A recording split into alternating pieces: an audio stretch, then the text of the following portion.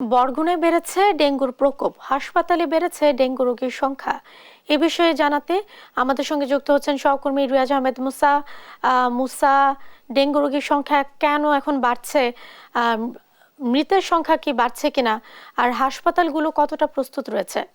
অসংখ্য ধন্যবাদ। আমি এখন রয়েছি বরগুনা সদর হাসপাতালে। বরগুনায় প্রতিনিয়তই কিন্তু ডেঙ্গু রোগীর সংখ্যা বাড়ছে এবং গত এক সপ্তাহের যে চিত্র ছিল সেটি কিন্তু এখন অনেকটাই বদলে গিয়েছে এবং ডেঙ্গু রোগীদের জন্য যে ডেডিকেটেড দুইটি রুম দেওয়া হয়েছিল সেটি কিন্তু কানায় কানায় পূর্ণ তিল ধরার ঠাঁই নেই এবং যে কারণে সাধারণ যে রোগী রয়েছে তারা কিন্তু মেঝেতেও চিকিৎসা নিচ্ছেন এবং মেঝেতে চিকিৎসা নিয়ে শেষ হচ্ছেন এবং অন্য যে সাধারণ রোগী আছে তাদের সাথেও কিন্তু ডেঙ্গু রোগীদের কিন্তু চিকিৎসা দেওয়া হচ্ছে এবং যে কারণে অন্য রোগীরাও ঝুঁকির মধ্যে রয়েছে এবং ডেঙ্গু রোগীদের সাথে আমরা কথা বলেছি। এখানে পর্যাপ্ত চিকিৎসক না থাকার ফলে তারা এক ধরনের সুচিকিৎসা পাচ্ছেন এবং যে যেখান থেকে পারে চিকিৎসা নিচ্ছেন এবং এখানে এসে ঔষধ থেকে টেস্ট সব কিছুই কিন্তু এখান থেকে পাচ্ছেন এবং বাহির থেকেও কিন্তু তাদের করতে হচ্ছে। আমরা একজন রোগীর স্বজনের সাথে কথা বলার চেষ্টা করবো। আসলে এখানে চিকিৎসা ব্যবস্থা কেমন এবং সার্বিকভাবে আপনার কাছে কি মনে হয়?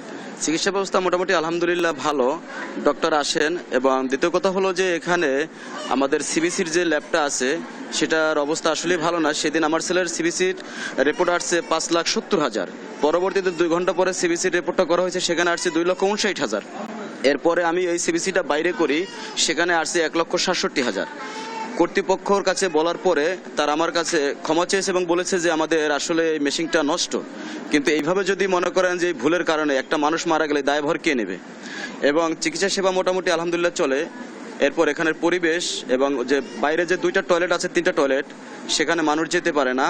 যা মনে করেন যে সব ময়লা টলা একদম খুবই খারাপ অবস্থা। ওখানে গেলে ভালো মানুষ গেল সে রোগী হয়ে ফিরে আসে। এটা কর্তৃপক্ষের দৃষ্টি আমি আকর্ষণ করছি, ওনারা যেন এটা দ্রুত করে দেয় আর কি। যেমনটা শুনছিলেন যে আসলে এখানে চিকিৎসা ব্যবস্থা কিন্তু অনেকটাই ভেঙে পড়েছে, কারণ হচ্ছে এটা 250 শয্যার হসপিটাল হলেও এখন ইতোমধ্যে 400-র বেশি রোগী এখানে ভর্তি রয়েছে, যে কারণে চিকিৎসকরাও কিন্তু হিমশিম খাচ্ছে সুচিকিৎসা দেওয়ার জন্য। এবং আরেকটি রোগীদের অভিযোগ রয়েছে, সেই অভিযোগটি হচ্ছে যে এখানে মশারি দেওয়া হচ্ছে না, যে কারণে নতুন নতুন যারা রোগী আসছেন তারা কিন্তু সংক্রমিত হচ্ছেন। এবং পৌর কর্তৃপক্ষ আমাদেরকে যেমনটা বলার চেষ্টা করেছে, আমরা গতকালও দেখেছি যে বিভিন্ন খাল কিন্তু তারা পরিষ্কার করছে যাতে মশার উপদ্রবটা কিন্তু নিয়ন্ত্রণে আনা যায় এবং সে কারণে তারা কিন্তু প্রাণপণ চেষ্টা করছে। যদিও এখন পর্যন্ত মশক নিধনের জন্য যে ওষুধ দেওয়ার সেটি কিন্তু এখন পর্যন্ত শুরু করতে পারেনি, যে কারণে কিন্তু মশা কিন্তু নিয়ন্ত্রণে আসছে না এবং প্রতিদিনই 50 থেকে 60 জন রোগী ভর্তি হচ্ছে। বর্তমানে এখানে 60 জন রোগী ভর্তি রয়েছে, তার মধ্যে 37 জন পুরুষ, 20 জন নারী এবং অন্যান্য শিশুরা রয়েছে এখানে ভর্তি এবং প্রতিদিন রোগীরা এভাবে আসছেন এবং দিনে দিনে এটি আরও ভয়াবহ আকার ধারণ করছে। এবং এখানে এখন পর্যন্ত রোগী না মারা গেল, গত 30 তারিখে আমরা এখান থেকে বরিশাল নেয়ার পথে একজন ডেঙ্গু রোগী মারা গিয়েছে এবং তার সর্বোপরি বলা যায় যে ডেঙ্গুর অবস্থা কিন্তু ভয়াবহ। এটি যদি এখনও নিয়ন্ত্রণ না আনা যায় এটি আরও ভয়াবহ আকার ধারণ করবে। এই ছিল বরগুনা থেকে আমার কাছে সর্বশেষ। মুসা, আপনাকে ধন্যবাদ। একই বিষয়ে জানাতে এবার আমরা চলে যাচ্ছি চট্টগ্রামে। সেখানে রয়েছেন সহকর্মী AKM নাজিম। নাজিম, ডেঙ্গু রোগীর সংখ্যা আগের তুলনায় কমেছে কিনা, হাসপাতাল কর্তৃপক্ষ কি বলছে? আসলে ডেঙ্গু রোগীর কোনো কমতির লক্ষণ নেই, কারণ গত বেশ দিনের চট্টগ্রামে ডেঙ্গু রোগী হু করে বাড়ছে। আমরা যদি দেখছি চট্টগ্রাম নগরের যতগুলো হাসপাতাল রয়েছে সবগুলো হাসপাতালে ডেঙ্গু আক্রান্ত মানুষ চিকিৎসা নিচ্ছেন। বিশেষ করে চট্টগ্রামে যেটি সবচেয়ে বড় হাসপাতাল চট্টগ্রাম মেডিকেল কলেজ হাসপাতাল, সেই হাসপাতালে আমরা রয়েছি। এই হাসপাতালে আমরা যেটি দেখেছি গড় যদি আমরা হিসাব করি, গড় এই হাসপাতালে 30 থেকে 35 জন, আবার অনেক সময় 40 জন পর্যন্ত ডেঙ্গু আক্রান্ত রোগী চিকিৎসা নিচ্ছেন। কারণ চট্টগ্রাম নগরের পাশাপাশি আশপাশের যতগুলো উপজেলা রয়েছে সবগুলো উপজেলার মানুষই কিন্তু এই হাসপাতালে এসে চিকিৎসা নিচ্ছেন। তাদের মধ্যে ডেঙ্গু রোগী আক্রান্ত সংখ্যা কিন্তু প্রতিদিনই বাড়ছে। গতকালকে সিভিল সার্জন কার্যালয় থেকে যে রিপোর্ট আমরা দেখেছি, সেই রিপোর্ট অনুযায়ী চট্টগ্রাম নগরে প্রায় 50 থেকে 55 জনের উপরে মানুষ ডেঙ্গুতে আক্রান্ত হয়েছেন।